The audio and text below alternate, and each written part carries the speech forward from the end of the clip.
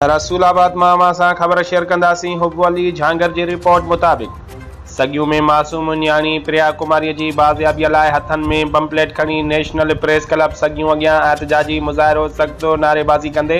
National press club सॻियूं जे सदर गुलाब अली सियाल, press club Shah ji machine जे सदर नज़ीर अहमद सोलंगी, रानीपुर जे social worker Sikandar सरकी, जीएस अंदो पौरत संघ जे ज़िलई अॻवान कामरेड आशिक़ चन्ना, कामरेड गुलाम कादर चन्ना, हाजी खान हिज़बानी ऐं ॿियनि चयो त मासूम न्याणी प्रिया कुमारी जी बाज़ियाबीअ लाइ सिंध जे मुख़्तलिफ़ शहरनि में मुसलसल एहतजाज जारी आहिनि, पर सिंध हुकूमत तोड़े सिंध पुलिस अञा ताईं मासूम न्याणी प्रिया कुमारी खे बाज़ियाब न कराए सघी आहे,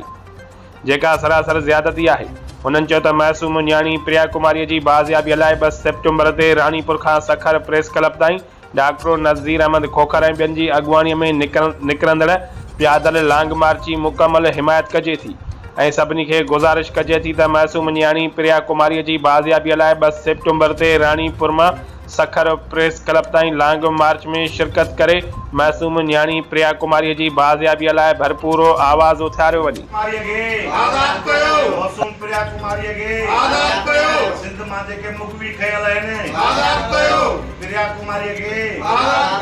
प्रिया कुमारी खे आज़ाद कयो।